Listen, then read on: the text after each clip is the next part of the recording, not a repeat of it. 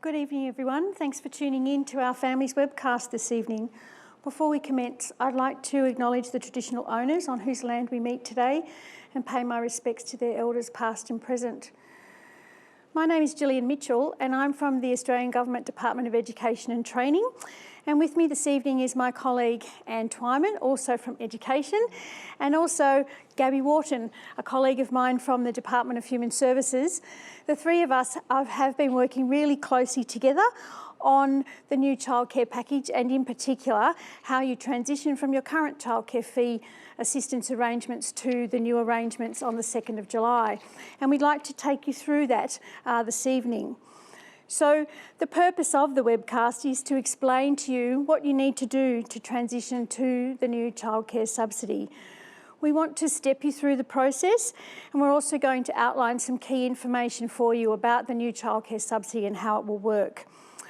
We're also going to give you some information about the additional childcare subsidy, which is a top-up payment to the childcare subsidy for families in specific circumstances. There will be plenty of time towards the end of the webcast for questions, so please send them through as you think of them. I would like you to think about how you write your questions though, because it's not really appropriate for us to answer questions about people's personal circumstances. So if you can think about that and generalise a little bit in your questions, that would be really great. There's also a survey that we'd like you to complete once we get to the end, and that will pop up at the bottom of the webcast page. So before we get into too much more detail, I would like to start by showing you our cinema commercial. You might have seen it, but let's just pause and take a look.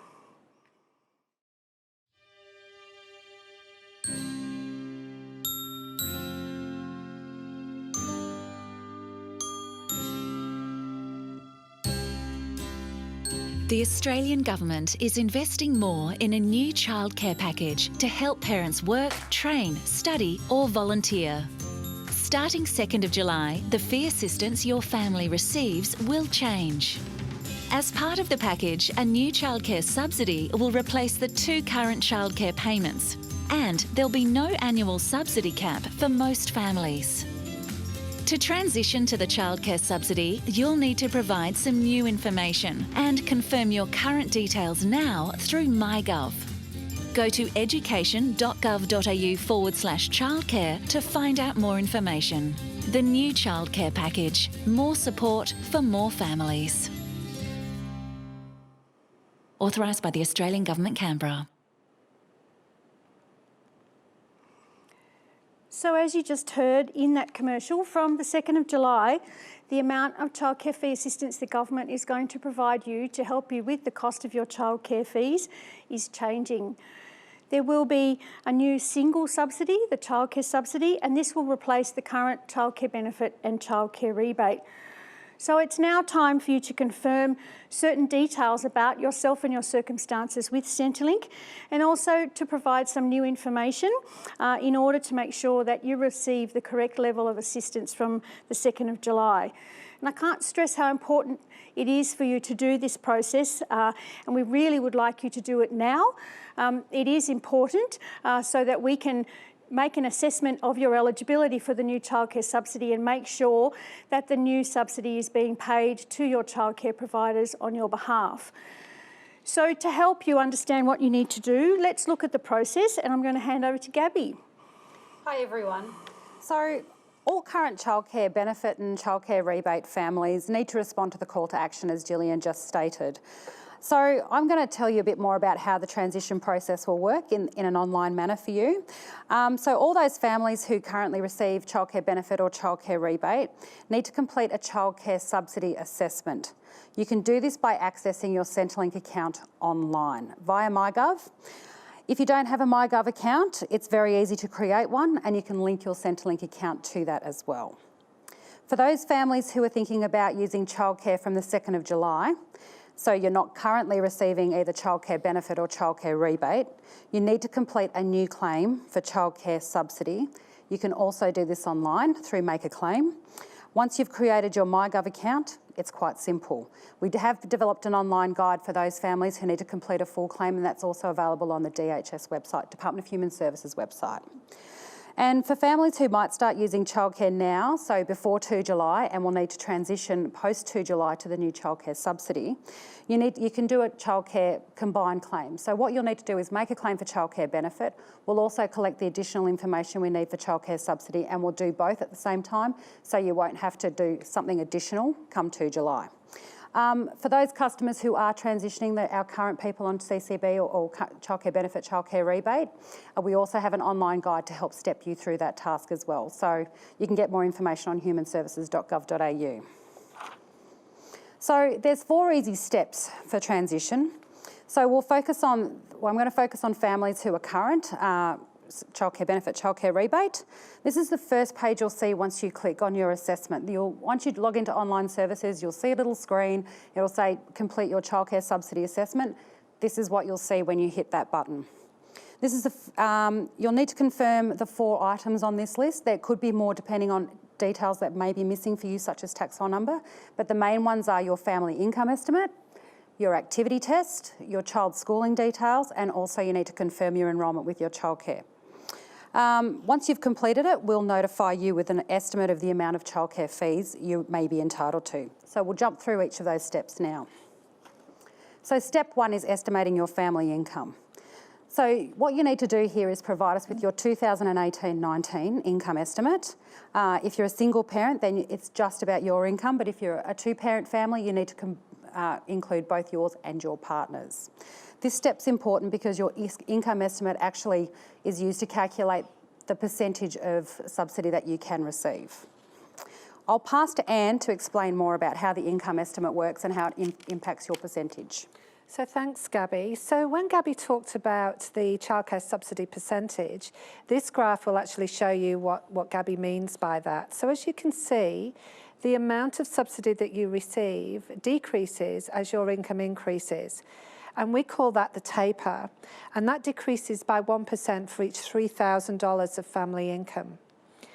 The income estimate that you provide as part of the childcare subsidy assessment will determine where your family sits on this sliding scale. Now, if you've been on one of these webcasts previously, you will have seen this graph before, but what's different on this instance, this time around, is that we've applied indexation for the year 2018-19, and so that shows that the key income points, and they'll be higher than you've seen previously because of indexation. The highest level of subsidy, as you can see on the graph, is 85%, and that's for those families earning $66,958 or less per year. The subsidy amount then decreases until it reaches 50% at family incomes of $171,958. Now then, the subsidy stays at the rate of 50% until the family income reaches $251,248.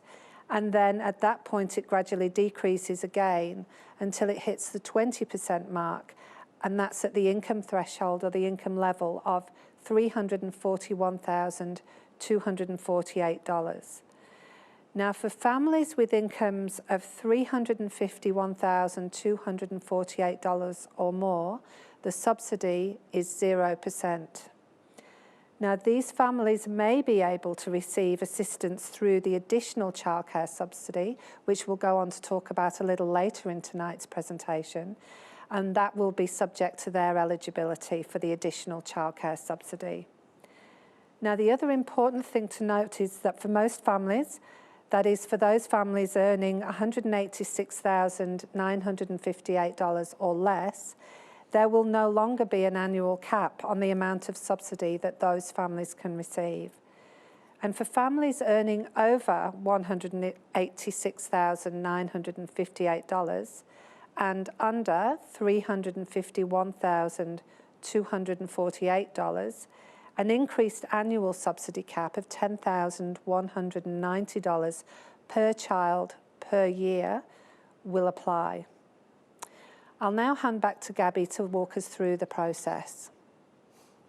So step 1, estimating your family income. Some of you may have seen this screen or this page and the information contained in it if you've applied for family tax benefit payments or paid parental leave or any type of those payments in the past. As you can see, you'll need to enter information for both you and your partner if you have one.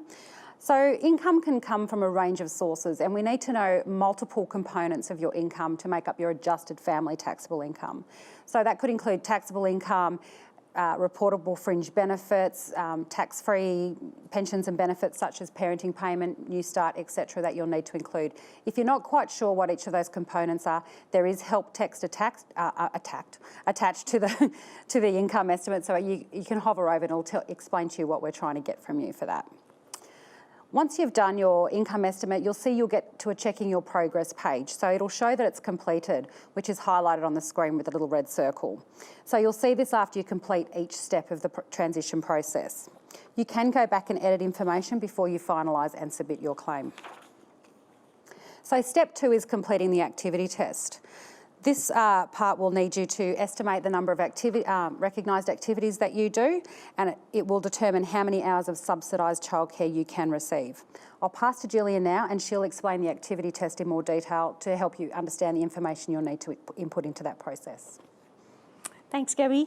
So as Gabby just said, the number of hours of subsidised care per fortnight you can receive will be determined by our new activity test. The more hours of activity that you do, the more hours of subsidised care you'll be entitled to receive. Just as is the case now, you will be able to access up to a maximum of 100 hours of subsidised care per fortnight, subject to the number of hours of recognised activity that you do. This table shows you the relationship between the hours of activity and the hours of subsidised care in the new activity test. And as you can see, there will be a closer alignment between the hours of subsidised care and the hours of activity. The first row, the one that isn't numbered, is for those families on incomes of $66,958 per year or less who genuinely can't meet the activity test. These families will be eligible for up to 24 hours per fortnight of childcare subsidy at the highest childcare subsidy percentage of 85%. If you actually earn over this amount but have less than 8 hours of activity per fortnight, you won't be eligible for any childcare subsidy.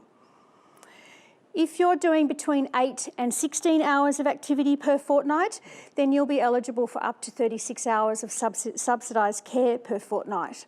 That's the first step of the activity test.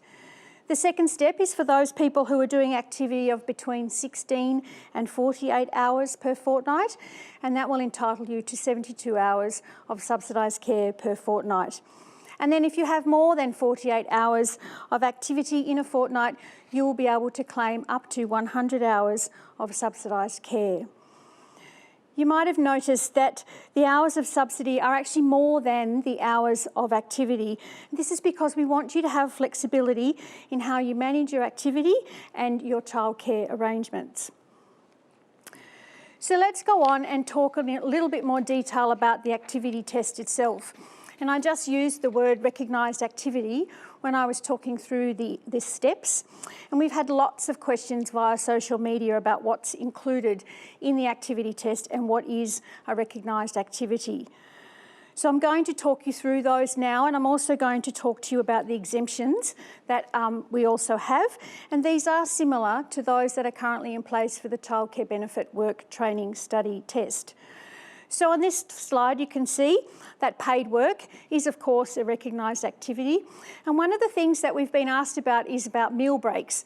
And if meal breaks, like taking a lunch break or taking an afternoon tea break, for example, happen while you're at work and it's all part of being at work, then of course that is absolutely included.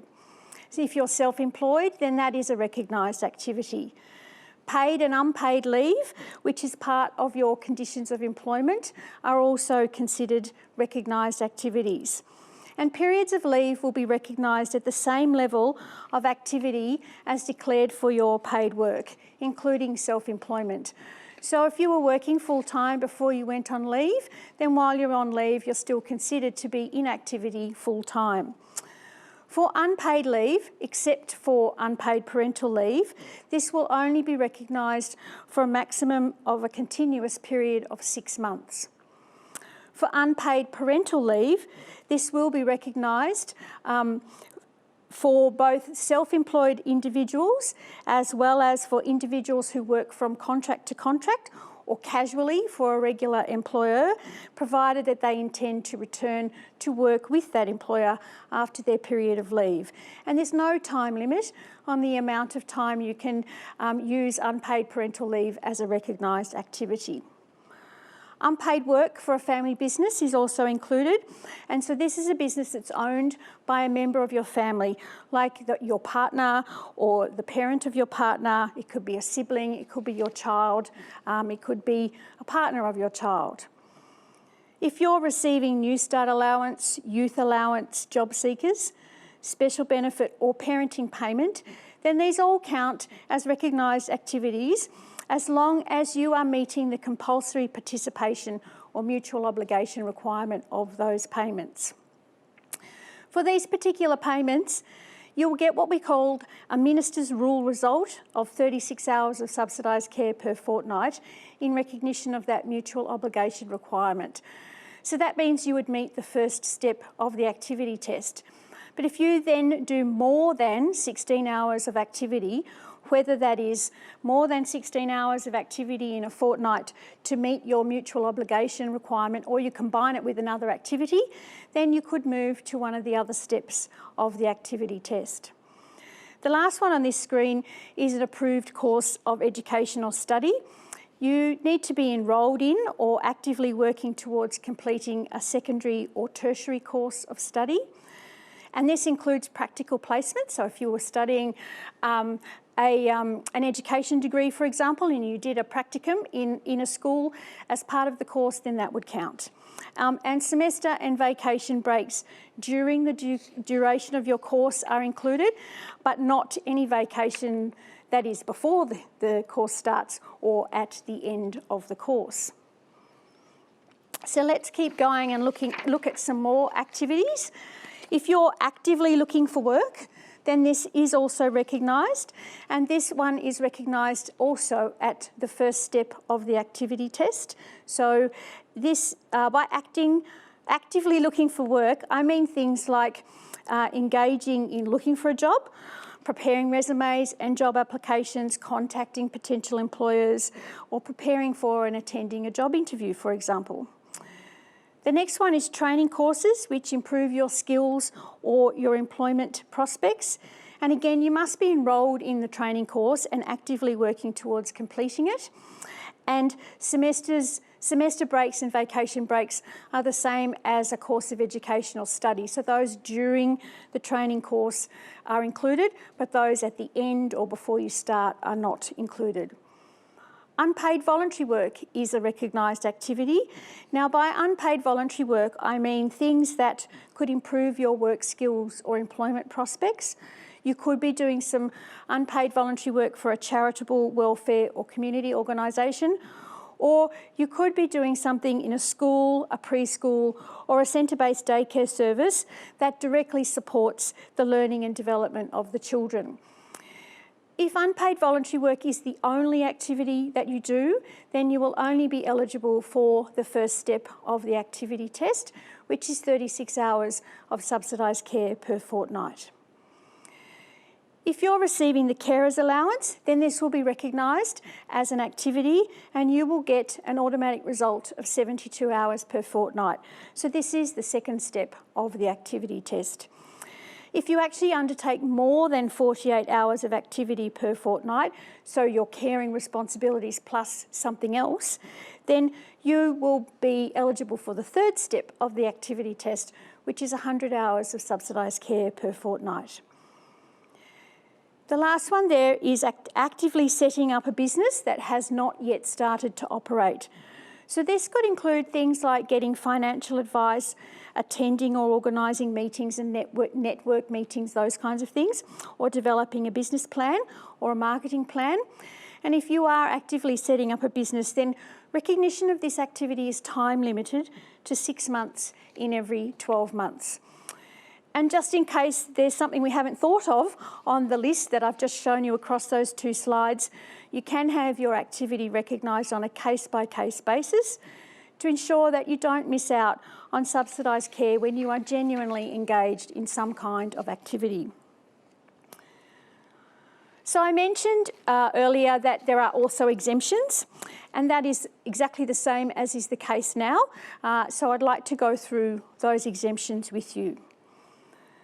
So the first exemption is where someone is a disabled person who is unable to engage in recognised activity to any significant degree, or would be unable to adequately care for their child if the child didn't attend childcare. So this could be somebody who is receiving the disability support pension or the veterans invalidity pension, or it could be someone who has been diagnosed by a medical practitioner or psychologist as being disabled. Excuse me. And in this case, the exemption would be for 100 hours of subsidised care per fortnight, so the third step of the activity test.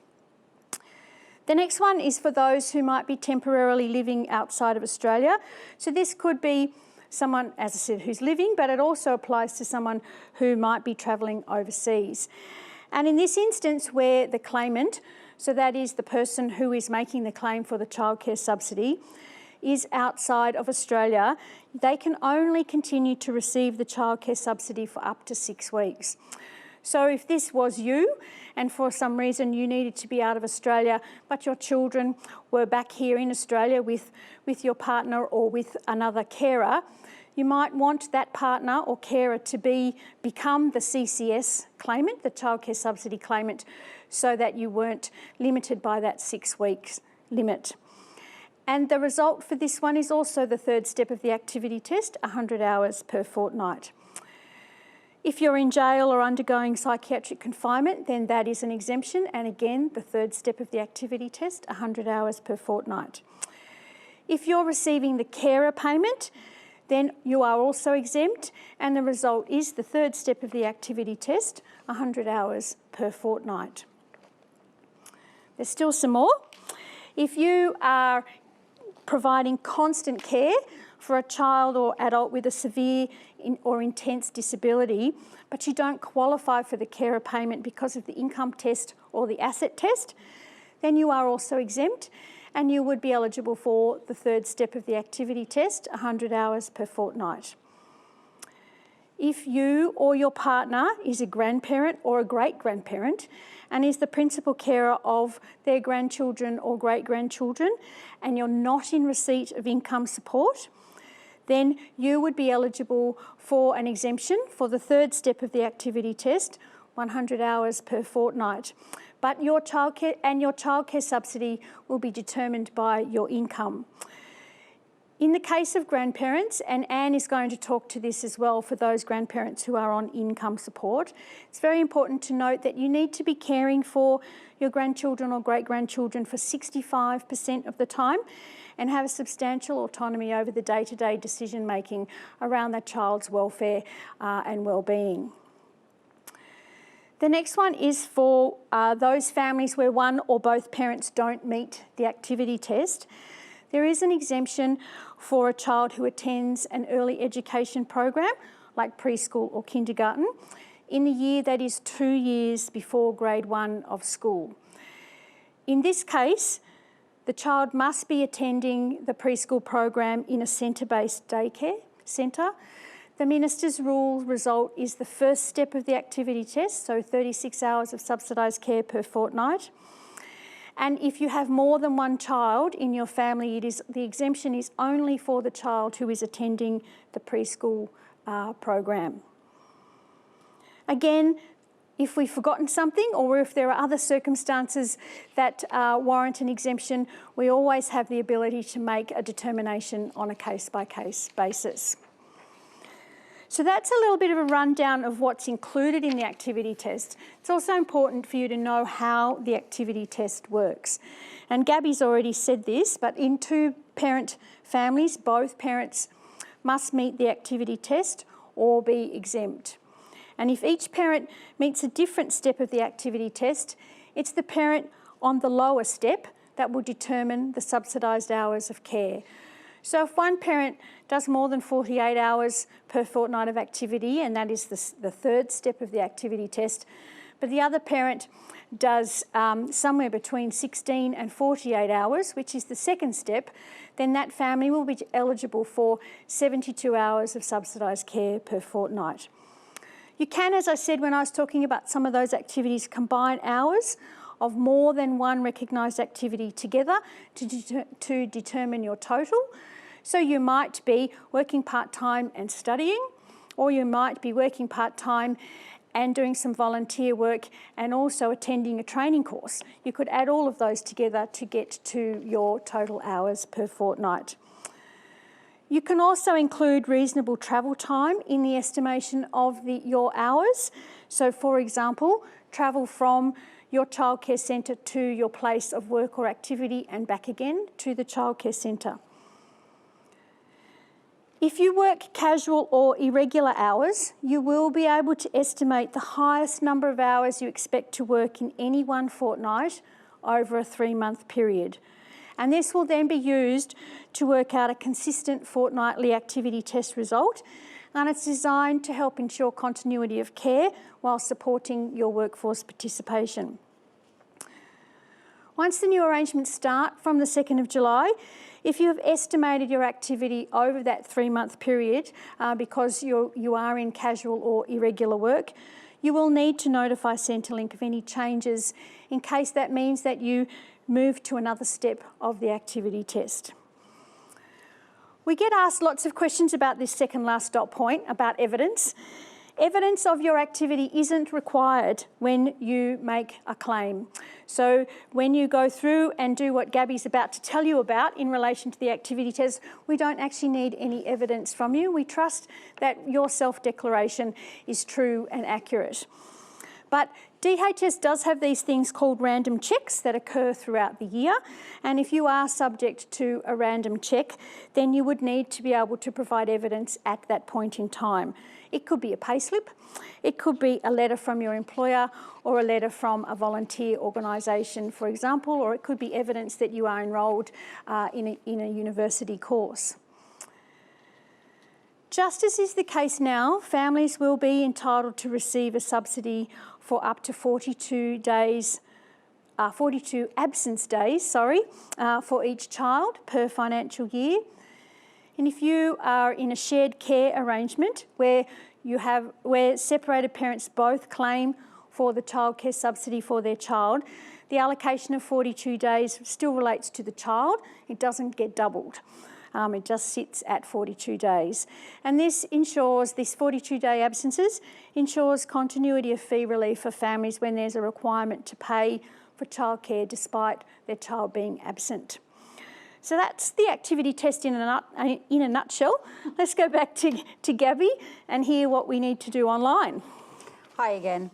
So when you go through your transition process, your childcare subsidy assessment, there's step 2, complete the activity test. So usually there's around 5 screens that a customer or a person will need to fill out to complete this, and that's to make sure we collect all the information for you and your partner. The first one you'll see when you do log on and do your call to action, I think call to action, is that what we're calling it, assessment, is pretty much around your paid work and all the other activities you do. So depending on what your choices are and the buttons you click on this screen, you may be prompted to answer additional questions where we can collect things like your training, study, volunteering, and a few of the other components that Gillian mentioned before. Once you completed your activity test, you'll need to complete it again for your partner, which is very much the same simple, easy, streamlined question flow we hope for you to complete. So moving on, the next part of your assessment is step 3, which is confirming your childcare and your schooling details. So there are 2 reasons this information is required. Number 1, to be eligible for the childcare subsidy, your children must be 13 years of age or under and not attending secondary school. The age of your child will also determine which maximum hourly cap rate is used, together with your childcare subsidy percentage and your activity test result, to calculate how much government rebate you will get for your childcare. So when you click on that and you jump into your child's schooling details, you'll also be asked to indicate what your child's study level is, what level of schooling they attend, and if they aren't attending school, what date they expect to start primary school, and whether or not they're living with a disability. For some children, there are also questions about being left at home alone. We have received some queries from the public asking why, if children can't be left at home, why they need to provide evidence around that. These queries were valuable to Department of Human Services and enabled us to quickly resolve a small design issue which impacted a very small number of families, which asked people for a statutory declaration. I'd like to reiterate that we only need this information if the child is in secondary school. So for those 10-year-olds, I apologise now on behalf of DHS. But the reason we ask for a stat dec for children who are over 13 and attending secondary school is we want to establish if there is a real reason or a genuine reason that the child cannot stay at home alone. And in a lot of cases there are. It could be due to, I think Gillian might go more into it later, but it may be due to government requirements in your state about when you can leave a child at home alone, or they might have a genuine need to have supervision. So we're not saying you can't get it for a 13-year-old, you just need to provide us with a reason. Thank you. As is the case now, there's also an exemption that's available for those children to allow them to continue attending childcare. So we need this information to determine your hourly rate cap, and I think Anne's going to explain more about this on the next slide. Yeah, thanks, Gabby. So this slide just talks about the hourly rate caps, and the government is introducing hourly rate caps for each different childcare service type. And these caps place an upper limit on how much the government is going to contribute towards the cost of your childcare fees. Now, the hourly rate caps are actually designed to put a downward pressure on fees and fee growth into the future. And what they do is they provide you as the family with a reference point as to what a high fee service might look like. And it's important to note at this point that the government is not setting fees by introducing these hourly rate caps. Services will still set their fees in the way that they do now, and it'll be based on a range of factors, as I say, just as it is in the current system, and that'll be factors such as what's included in the service that you are offered. That may be inclusions such as meals, nappies or excursions, etc. Now, our analysis in the department actually shows that 85% of centre-based daycare services have their fees below the hourly rate cap that's been set of $11.77. Now, the hourly rate caps, as you can see on the chart in front of you, when the new childcare subsidy starts on the 2nd of July, will be $11.77 for centre-based daycare, and that includes both long day care and occasional care. $10.29 for outside school hours care, which includes before school, after school and vacation care. $10.90 for family day care, and $25.48 per family for in-home care. Now, you'll notice there's a difference between the hourly rate cap for school-age children and for children below school age. And this is because some school-age children attend outside school hours care in a long daycare centre. And sometimes children below school age might also attend outside school hours care. And I might hand back to Gabby to continue with the process of confirming child enrolment details. Thanks, Anne. So step 4 of the childcare subsidy assessment is around confirming your child's enrolment details. This is a very important step as we've what we call migrated the information that we currently know from your childcare services to the new IT system. So we just want to make sure that your child is still attending that childcare service, and you just need to pretty much tickety-boo, yes, it's all good, and that would be fantastic if it is all good. If it's not right, you are able to say no, and that will help us assess payments for the future. So confirming, so there is two screens to this part of the process. On the first screen, you'll notice your child's name. You'll need to click on your child's name and click review. You'll be asked to review the details, and this is where you'll be able to confirm your child's enrolment. You'll need to do that for all your children that you are claiming childcare subsidy for. So it's just a simple yes or no button at the end. Once you've been through the first 4 steps, there may be a reason that you need to upload documents such as a 13-year-old's child over 13, secondary school, it might need a stat dec, or you might be a grandparent and you need to provide us some further evidence. Or you may need to provide proof of birth or birth certification or something along those lines, but it will prompt you and tell you what information you need to upload. So the next screen is submitting your assessment. This is the final screen you'll see through the assessment process. Once you've clicked this, you will get a little receipt number. Feel free to write that down. It does help you when you contact Centrelink in the future if you want to actually ask about your claim status. But once you've done this, we'll take away all that information and we will process your claim. So I do encourage people, we have had responses or questions from people via social media about being concerned about completing their assessment now as they're worried their circumstances may change before 2 July. But we are encouraging everybody to go online and do it now. You still will have an opportunity to update those circumstances if something does change before 2 July. So update your details, do your assessment. So I'll pass back to Anne. Oh, payment finder, that's still me. I'm sorry, my bad. So we have got a payment and service finder on the Department of Human Services website. So what this does is collect all your information. You get to input all your information, including income estimates, your childcare fees, and it will give you an estimate of what your out-of-pocket expenses will be for childcare under the new childcare subsidy. So you can find that on humanservices.gov.au/payment finder. You can also find it on education.gov.au/childcare. So I'll pass back to Anne to talk about the additional childcare subsidy. Okay, well, we're on the home straight and we are going to be stopping for questions shortly.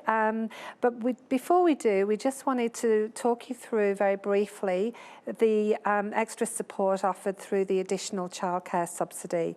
And that's the new top-up payment, which is going to provide extra financial assistance to children and families in particular circumstances. And I'll just walk you through those circumstances.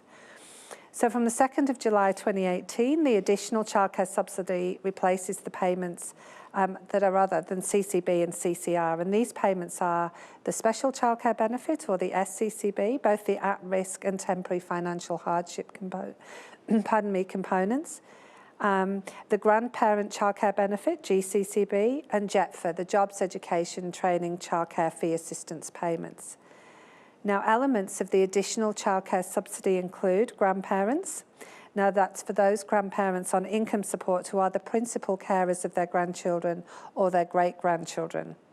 TFH, or temporary financial hardship, and that's short-term relief for families experiencing significant financial stress to ensure that there's continuity of care and support for their child's physical safety, health and well-being.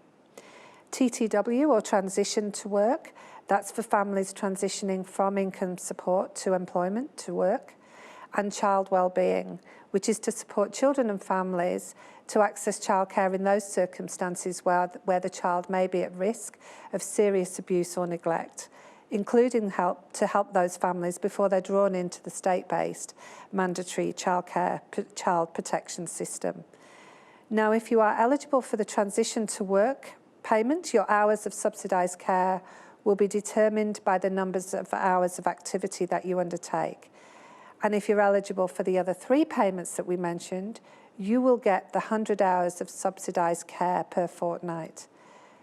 Now, if you're currently in receipt of GCCB, the Grandparent Childcare Benefit, JETFA, the Jobs, Education, Training, Childcare Fee Assistance, or SCCB, the Special Childcare Benefit, temporary financial hardship, you will be receiving separate letters from Centrelink about what you need to do to meet the eligibility criteria for the new payments. And again, I would encourage you to follow the instructions in your letter when you receive that. So we just wanted to, before I pass back to Gillian and to questions, we just wanted to run you through where you can get more information on anything that you've heard tonight from Gabby, Gillian or I. Now, the Department of Education and Training, the DET department website, has a lot of information on it about the new childcare package, and it's constantly being updated, so I'd encourage you to look at that. And as you can see on your screen, that's at www.education.gov.au /childcare. There's also, especially on that site as well, FAQs, frequently asked questions, and that's on the education campaign page, also available at that website. The department's Facebook page is also a great place to go for information. I'd encourage you to get along and like our Facebook page, and you'll get lots of information through that. And also the Department of Human Services, the Centrelink website, has lots of information about the new childcare subsidy, and that's at www.humanservices.gov.au. And I'll hand back to Gillian, who will take us through to question time, I believe. Fantastic. Okay, so we have a web question. Quinn is asking, will I get a chance to change my estimate before the 2nd of July? I gave the wrong information by accident. I think you mentioned this, Gabby, but would you like to talk us through that? Yeah, so definitely, Quinn, thank you for your question. We have obviously collected your information. Thank you very much for doing it so early and providing that information. You can go online now and update your income estimate, and we will base your assessment off that. So definitely go online. Thank you very much. I think we have another question from Cindy. I'm in the process of trying to find a job. So how do I estimate my income for next financial year? I think this might be another one for you, Gabby. Yeah, so Cindy, thank you for that. I think it is difficult for some families to estimate income when they are trying to find a job. I think the best thing to do is to look at your current circumstances and what your income has been for this financial year. And if you are not in work at the moment and you are looking for a job, if you're not going to be working next year and you need to provide an estimate, I think your estimate should be based on the fact that you're not working. And once you do get past 2 July and if you haven't got a job by then, jump online, update your income estimate every time it changes, and we will change your rate accordingly to make sure you're getting the right payment. So I think I heard you correctly. So if Cindy has income based on her tax return from 2016-17, yep, can she use that? Yeah, she should use that, and I think that's a good place to start. I mean, we do need 17-18. If you are definitely not working and your income is quite low, please put in what income you expect to receive over the financial year. I mean, it is tough when you're in between jobs, I get that, and just try and put in your best estimate possible and come online and update it when you need to. Great, thanks, Gabby. No worries. We have another question. If we submitted the information a couple of weeks ago and now our child has reduced the number of days in childcare, can we update the online forms? I'm happy to take that. So LK78, once again, thank you. There's no need to update your online form for childcare. All we got you to do was to confirm that your child actually attends that childcare service. We will only pay for childcare based on the sessions we get from your childcare provider, so there is no need to update your actual number of days in childcare. So as long as you've confirmed that reduced number of days with your actual childcare service... Yes, that's probably more important. Then when they submit their sessions of attendance to us, that will be reflected in that, and that's what we'll pay on, as Gabby said. Yeah. Another question. We have not utilised any of the childcare benefit and childcare rebate before, but in the upcoming year we might need this support. What do we need to do when this transition happens? So thank you. What you'll need to do is, I think I mentioned earlier, and I may have spoken too fast, so my apologies.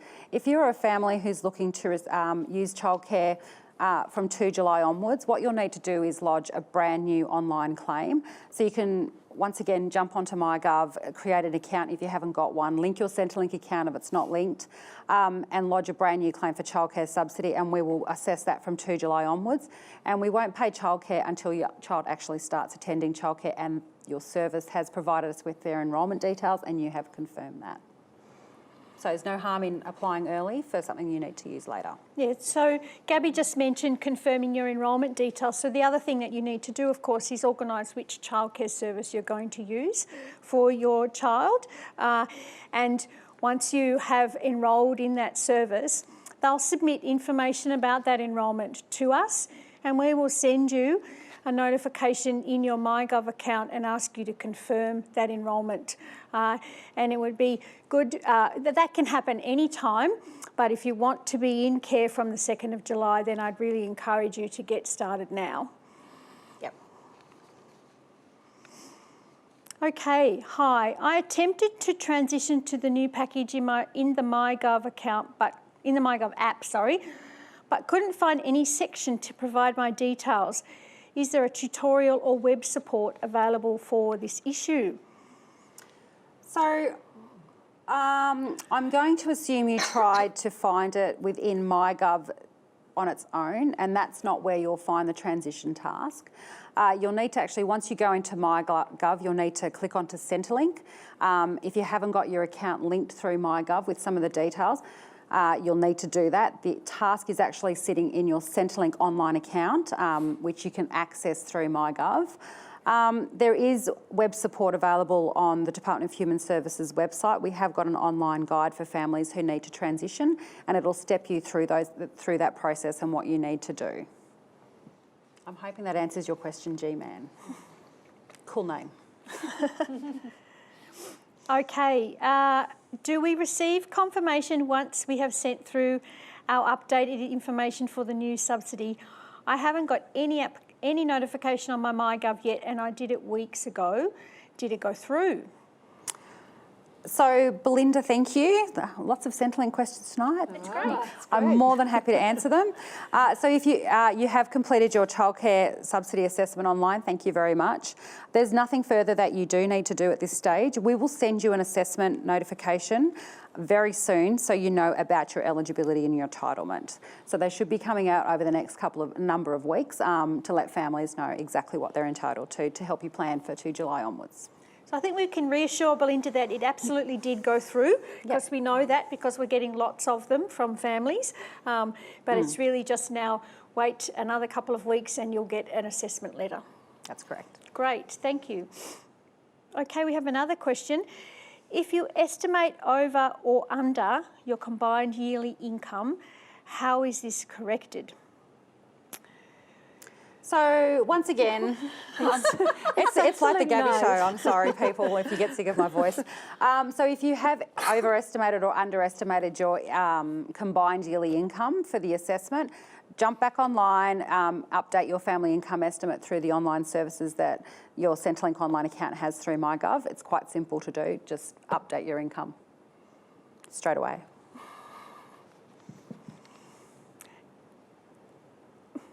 Okay, we have another question. I missed the part about the income. Do we have to include our payments like single parent payments in the estimate?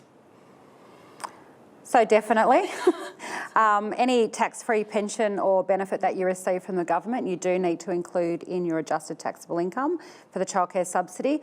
When you're in the online claim assessment, when you do hover over some of the, I think we have a lot of help text in there to guide you through the process. It will explain exactly what benefits you need to tell us about and to include in your income estimate.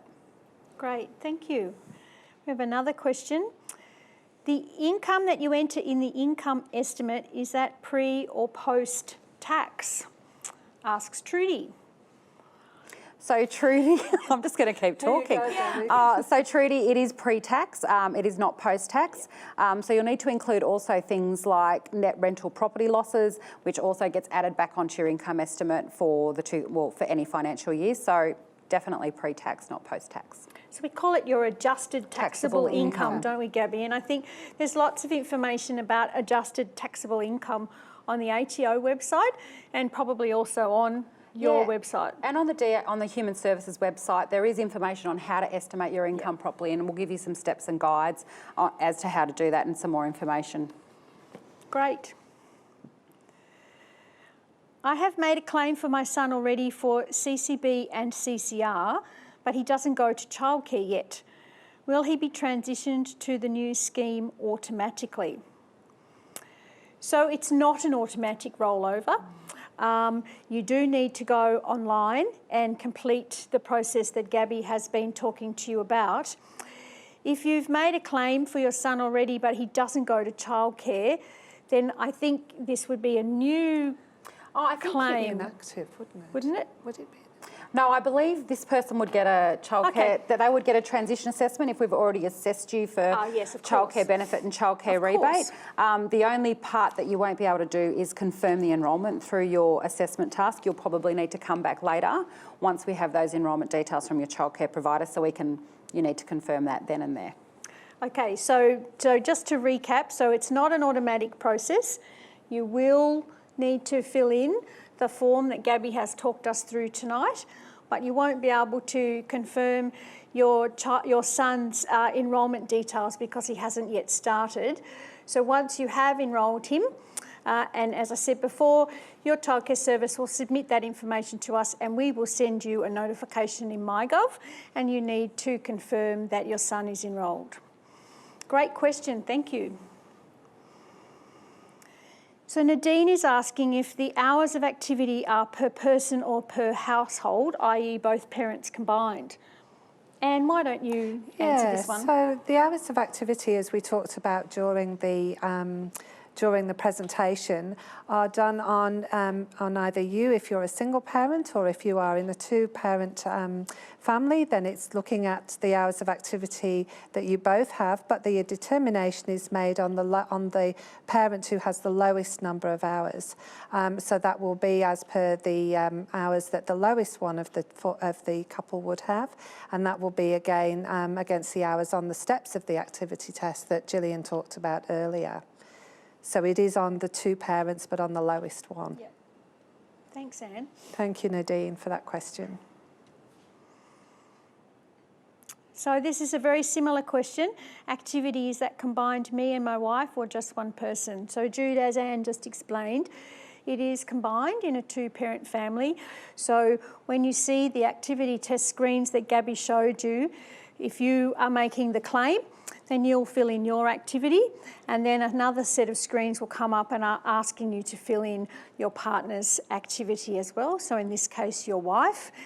And then if the two of you meet different steps of the activity test, so say one of you works full time and works more than 48 hours per fortnight, that's the third step of the activity test, 100 hours per fortnight, and the other one of you only works part-time, and only works somewhere between 16 and 48 hours per fortnight, then that is the second step of the activity test, 72 hours of subsidised care, and that would be what your assessment would be, because it's the parent with the lower number of hours in a two-parent family.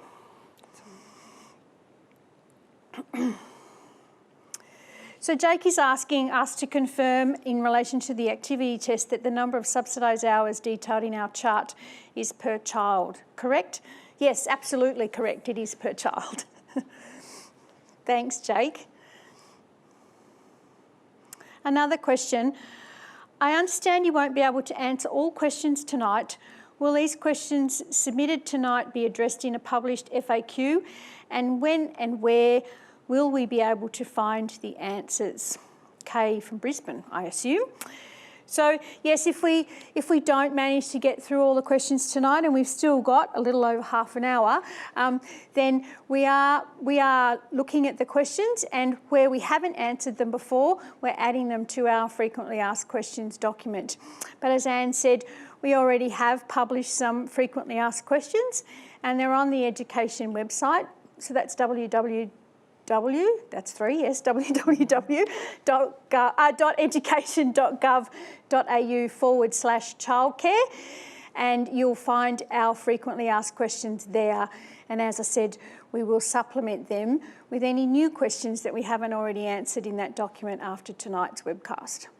And I think too, Gillian, this is the third webcast that we've done for families, and there is quite a wealth of information on the website coming from those that people might find interesting from tonight. Great. All right. So we have a question about what hours should we allocate to the activity test during maternity leave. Anne, would you like to answer this Yeah, one? so maternity leave is, I think, Gillian, you may have covered this in the talk, or Gabby. So maternity leave is considered as you would have been as your normal hours that you would have been at work. And so you would be looking at the hours, whatever your working conditions were prior to the maternity leave, that is taken as being. So if you were part-time, it would be the part-time hours. If you're full-time, it would be taken as the full-time hours. It is a condition of employment, and so is treated as such in the activity test as you'd be inputting those hours. And it doesn't matter whether you're on the paid component of your maternity leave or you take some extra unpaid leave. Yes. It's for however long you are on parental leave, both paid and unpaid. And the activity hours that you were doing, as Anne said, immediately prior to when you went on leave, would be the hours that you would allocate to your maternity leave period.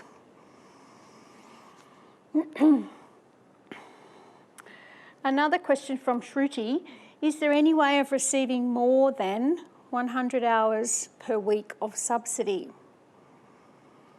Who would like to answer this one? Shall I? Shall you? Yeah. All right. So, Go for it. So yes, there is, Shruti, in exceptional circumstances, on a case-by-case basis, if there is a need for someone to have their child in childcare for more than 100 hours per fortnight, sorry, that should be not 100 hours per week, it's 50 hours per week, 100 hours per fortnight. In exceptional circumstances, yes, we can make a special determination to increase that, and you would, in the first instance, talk to your childcare service about that, and they would liaise with, either they can direct you to Centrelink or you can talk to Centrelink to have that determination made. But as I said, it is in exceptional circumstances and it's very similar to the process that we have in place now for CCB and CCR.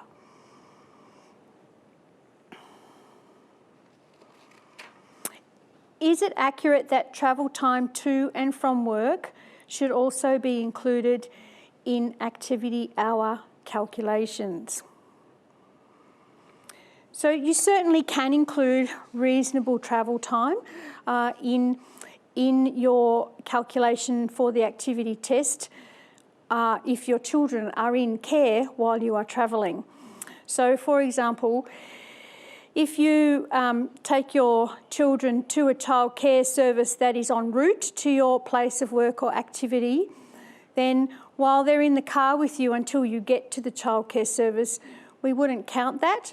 But what would count is the time once you drop your children off and they are in care, from there to your place of activity, and then back again from that place of activity to the childcare service at the end of the day.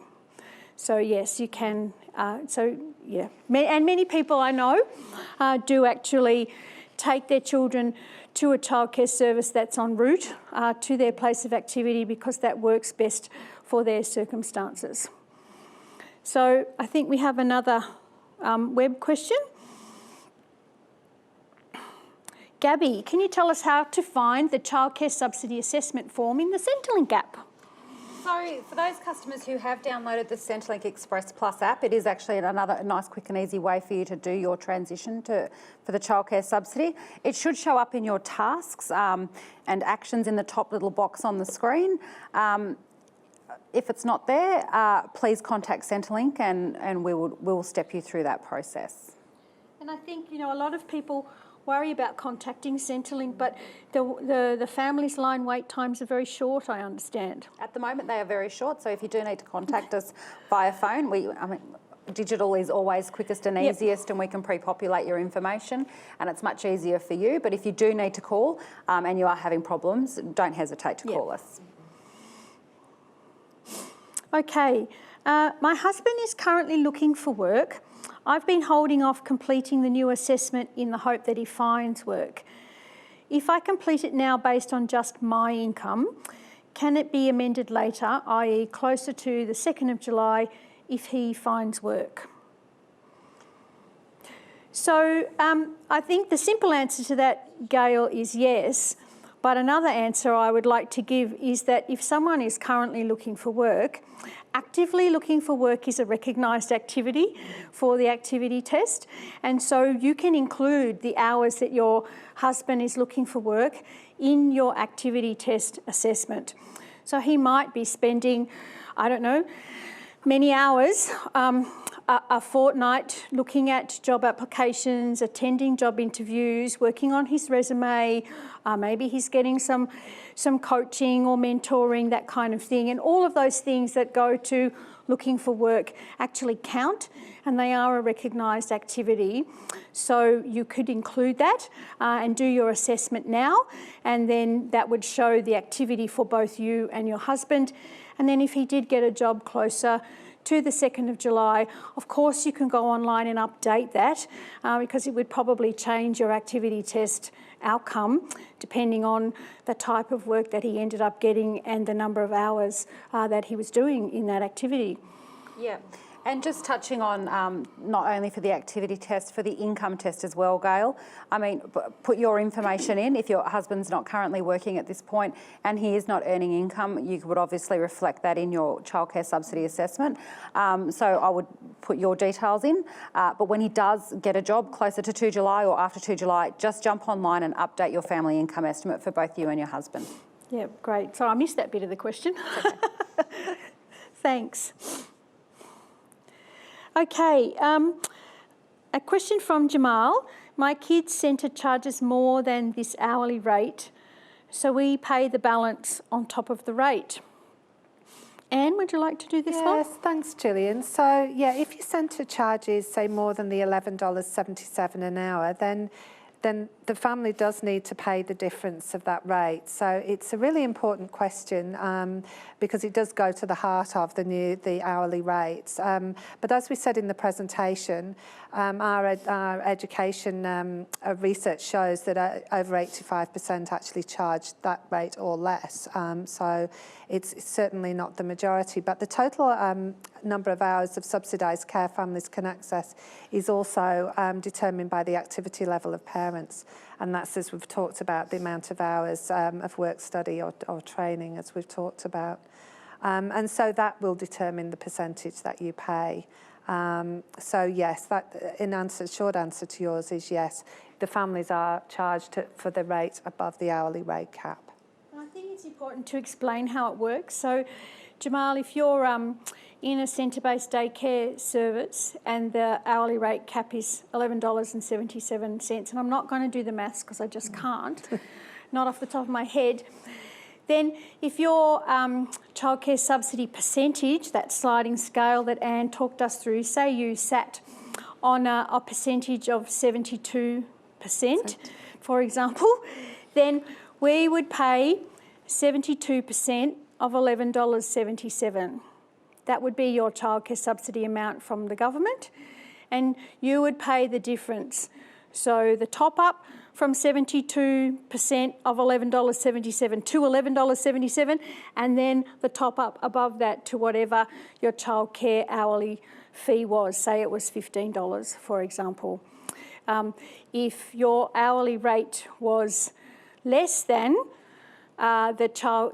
if your hourly fee was less than the hourly rate cap, so the hourly rate cap is $11.77, and say the actual fee you're charged is $10 an hour, then we would pay 72% of $10 as part of our the government's contribution, and you would just pay the balance of 28%. I think also for someone like you, Jamal, or anybody else who's interested, using the payment and service finder will actually, you can input your childcare service actual fees and it will work out, give you an estimate of what your out-of-pocket will be per year and per hour for each session of care that you use. So I would encourage go and have a look at the payment and service finder, and that will give you a good indication of what your out-of-pocket expenses would be. And that's probably a much better way of doing it than me trying to explain it with no maths and no pictures. All right. Okay, a question about absence days. Is the absence days capped at 42 days even if the child gets sick and medical certificate is provided? So no, you can go beyond the 42 days AR if there is a reason for that, and in this case, if your child was sick and you had a medical certificate for that and you'd already used up your 42 days, then you would likely be able to access additional absence days. Yes. A question from Jules. I'll be going on maternity leave soon and was planning to keep sending my 3-year-old to daycare for a few days a week so she can still have the educational and social benefits. Do we miss out because I won't be at work? So, Jules, I think Gillian or Anne may have answered a question similar before. Maternity leave does count towards the activity test, and, you know, congratulations on going on maternity leave soon. And I totally understand why you'd want to send your 3-year-old to childcare a few days a week. So, no, you won't miss out on the childcare. You can use your maternity leave, and that will count towards the activity test. And I think, as we talked about before, Gabby, it depends on where you were in your paid work. So you could be working part-time and that would be set at that rate, or you could be working full-time. Exactly. Beforehand, yeah. Great. Okay, another question.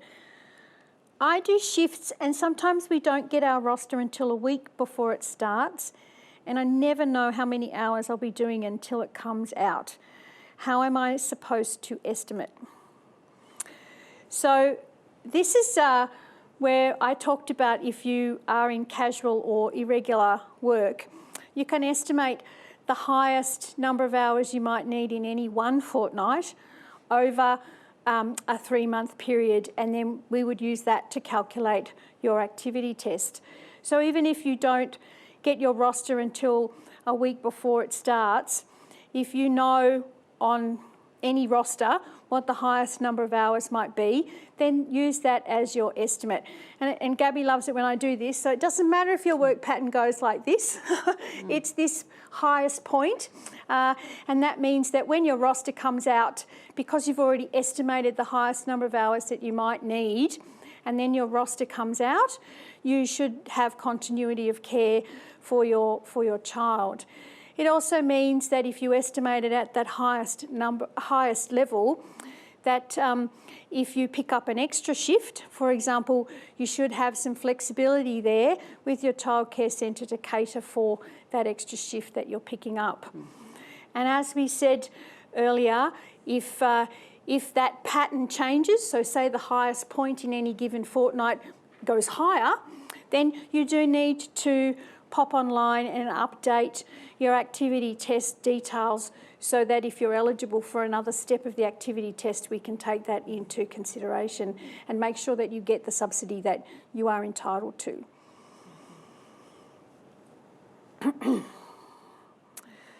Will there be something to replace the special childcare benefit for children who need to get childcare because of family issues?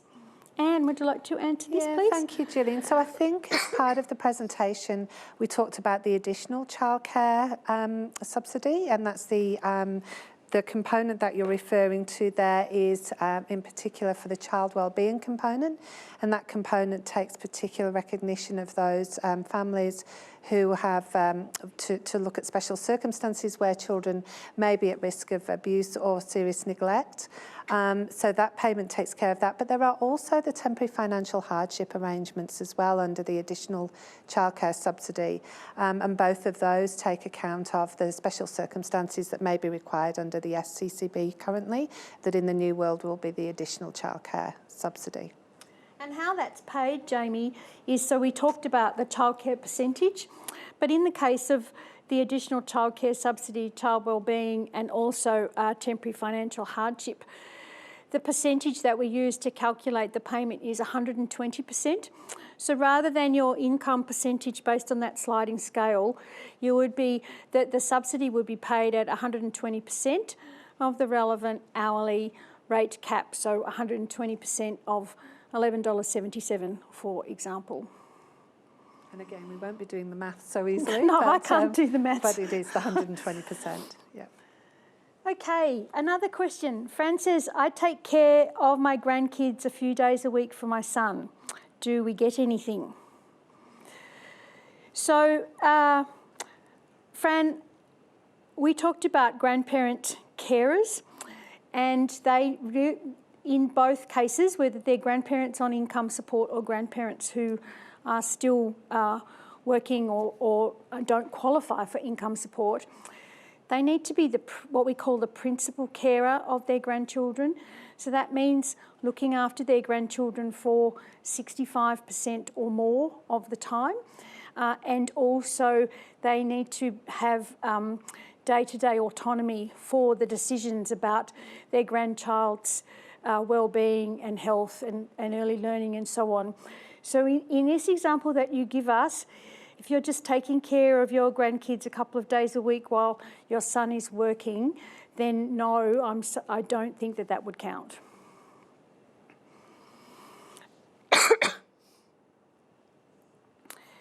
David asks he says he can't work. I'm on the disability support pension, so it means I can get an exemption. Yes, it does, absolutely. And that exemption is for up to 100 hours of subsidised care per fortnight, so the third step of the activity test. I think it's also important to note, David, if you do have a partner and they are working, depending on both of your circumstances, it will still be based on the lower activity test. So if you have a partner who's only working in that sort of second step, I think it's between 16 and 48, you would only be entitled to that as a family, that third step of the income test, not the second step, not the 100 hours on the third step. So we still do base it on the lower, even though one partner may have an exemption. That's a really good point, Gabby. Yeah. My child will be finishing long day care and commencing out of school care from next year. Does this require any additional information that is not currently needed? So, Gillian, I'm happy to answer that one for Kylie.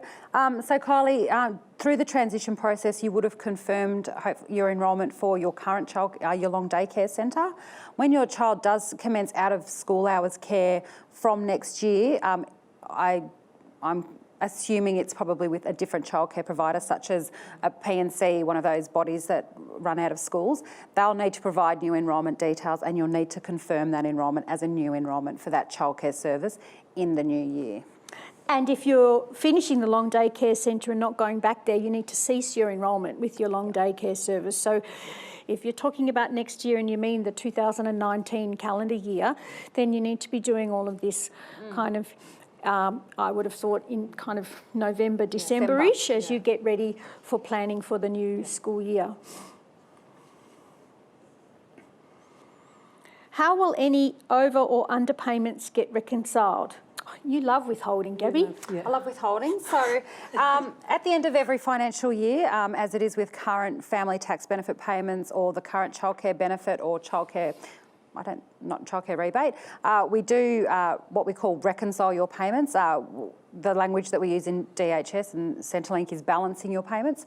So that's where we do get your income from the Australian Taxation Office and compare it with the income that you estimated for your payments. And then we do a sort of a reconciliation process between the two, and we work out, would your rate have changed? Have you been paid enough? Have you not been paid enough? And based on that, you may get a top-up or you may receive an overpayment.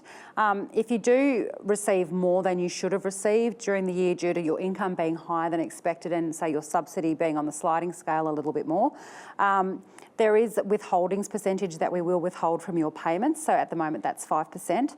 So we'll withhold 5% of any childcare subsidy, and we'll use that at the end of the financial year to offset any overpayment you may receive before raising a debt. Great, thanks, Gabby. I may have missed this, apologies, but are payments made directly to the centre as opposed to the rebate that was paid to families?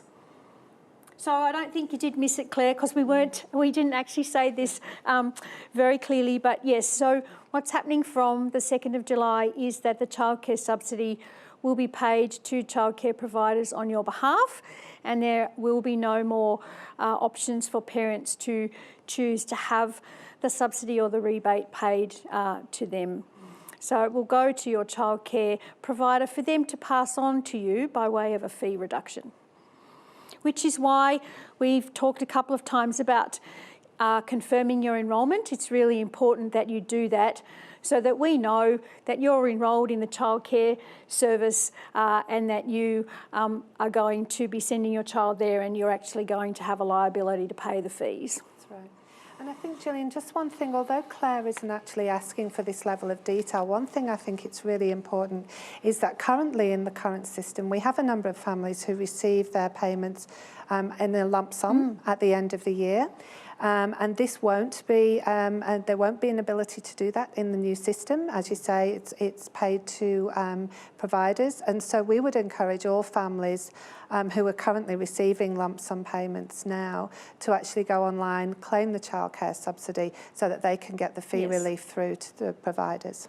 Yeah, so it's really important if you are a family who gets their CCB as a lump sum, that you go online and you have to do the full claim assessment that Gabby mentioned is up there ready and waiting for you so that we can make sure the subsidy's paid on your behalf. Exactly. Yeah.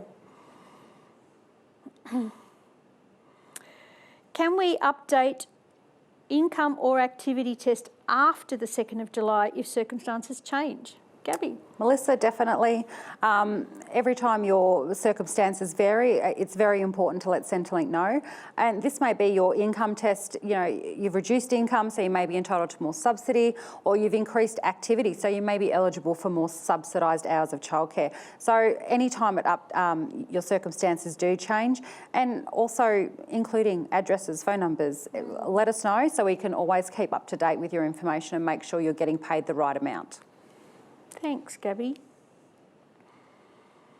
So Kirsten is asking, will Centrelink be withholding 15% as previously? You might like to recap withholding, Gabby. So the withholding amount for childcare subsidy has been set at 5% across the board. There will be, customers will be able to vary that in the future. There are some rules about when and when you cannot vary your withholding percentage, but we are doing a standard 5% across the board for all customers. Thanks. Can you claim lump sums at the end of the financial year? Asked Claudia. So I think, Gillian, that goes to the point that we added to the previous question. So a feature of the current system is that you can claim lump sums in the under current situation of CCB and CCR, but it won't be a feature of the new childcare system, which is designed to pay for fee relief as we go along through the year. So we won't be having lump sum as a feature in the new financial year. So it's really important for those families who are currently in receipt of lump sums to jump online and to do a full claim for childcare subsidy. I think that's right, isn't it, Gabby? To do the full claim for childcare subsidy so that those subsidies can be paid to your provider during the year. And it's really important to go online and do that now as soon as possible so that that's in the system ready and waiting for the new package to commence on the 2nd of July. And I'd like to encourage also those families around the lump sums to do that before 2 July. I mean, we do have limited backdating rules where we can backdate payments to your childcare service, so it is important that you get on before 2 July and complete a new claim for childcare subsidy. Yep, absolutely. All right, we have another question. I work part-time from home doing the accounts for my husband's plumbing business. Will I meet the activity test to claim the childcare subsidy for my 2-year-old daughter's daycare, even though I am technically at home? So the answer to that, Ellie, is I think yes. So if you work part-time from home doing the accounts for your husband's plumbing business, that would could either be self-employed or it could be employed by your husband if you're drawing a wage, or you could just be doing unpaid work in a family business, in this case, your husband's plumbing business. So absolutely, that would count, yes.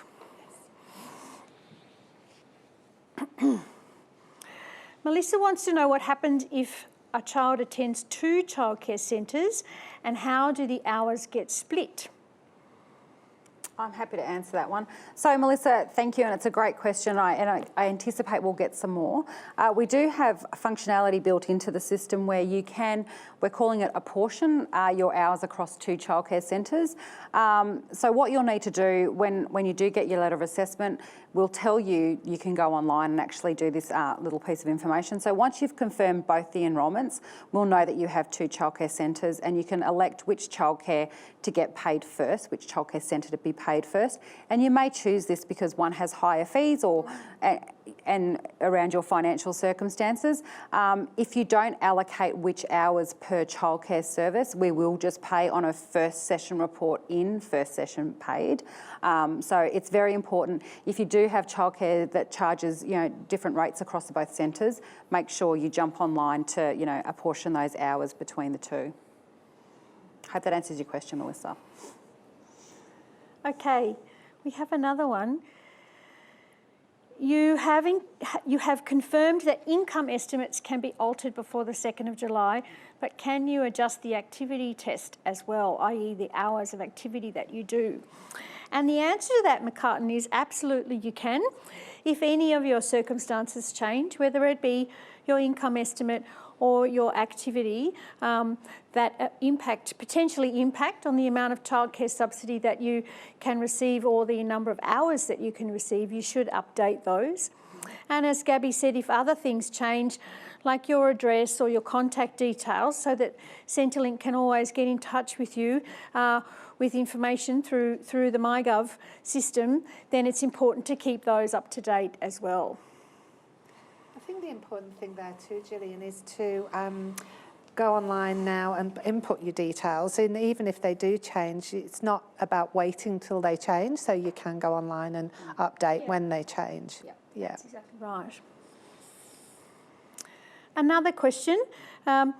Is my online Bachelor of Arts with Open Universities considered an approved activity to claim the childcare subsidy? Yes, it is. So we recognise that study is not the traditional sit in a classroom, face the teacher type activity anymore, and people study in many different ways, and studying online is one of them. So as you self-declare your activities, you will know how many hours of study you're doing, whether that be the actual time you spent online watching lectures or downloading materials from the university, as well as your own study time. And if you were subject to one of our random checks, then your enrolment information about your course with Open Universities would, I think, be considered sufficient evidence to the fact that you're enrolled in that course of study. All right, I think we have time for one more question. So Gin's, all right, well, I think, in fact, yes, I'll look at my watch. We've got time for 2 more questions. So this is a question about JETFA. At the moment, I'm studying and I get JETFA. Is there a replacement for this? I'm going to look at you, Anne. Yeah, thank you. So JETFA, the Jobs Education Training Childcare Fee Assistance, is in the current world, and yes, there is, and thank you for that question, Gin.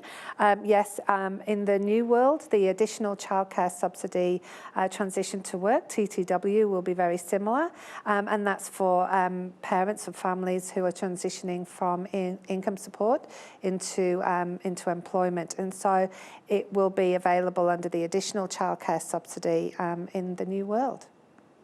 I'd also like to add to that, Anne, for those JETFA customers, we did write to you separately about what you need to do to claim transition to work payments for 2 July onwards. That application will open from the 4th of June. I do still encourage you to come online and do your actual childcare subsidy assessment for the transition for the main childcare subsidy first, because you need to be eligible for childcare subsidy and be assessed before we can assess you for transition to work. So you will have a 2-step process. So come online now, do your childcare subsidy assessment, and then from the 4th of June, you'll be able to apply for the transition to work under the new scheme. And you'll be writing. And we will write to you again around the 4th of June to make sure you jump online and get that done. Thanks, Gabby. Thank you. Okay, last question. Barb says, I've only updated all the info on the Centrelink app. Is that enough? Yes, Barb, it is definitely enough. So the app and the online form through MyGov and your Centrelink account are exactly the same. one just looks a little bit prettier, I think. I like an app. So yes, if you've done it through the app, that's perfect. Thank you, that's enough. Great. Okay, so that brings us to the end of the proceedings. I think there was lots and lots of information there that we gave you, but really my biggest take-home message for you is please, if you haven't already, go online and fill in your childcare subsidy assessment. Even if you think your circumstances are going to change between now and the 2nd of July, or even after the 2nd of July, get it done now. It's over and done with, it's out of the way. You'll get an assessment letter in a couple of weeks from Centrelink. And if at that point in time when you realise that your circumstances have changed, pop online again and just update that bit of information that you need to update. And there's nothing wrong with doing that at any time throughout the year. Even after the 2nd of July, but really at the moment it's really important that you get online and do your childcare subsidy assessment so that we can get you out your assessment letter and the subsidy can be paid to your childcare provider from the 2nd of July. If we didn't answer any of your questions this evening, they will go on into our frequently asked questions, as I said, and I would encourage you to have a look at that document. It's really comprehensive. And if there's some new questions from tonight that we haven't already answered, then we will, of course, be updating that document. And so keep a check of that as we go forward. Before you disconnect, it would be really great if you could fill in your evaluation form. They're really helpful to us and it helps us think about how else we need to come out and talk to you about how the changes are going to impact you. So that will pop up at the end of the webcast and we'd really appreciate your feedback. So thank you once again and enjoy the rest of your evening. Thank you. Thank you.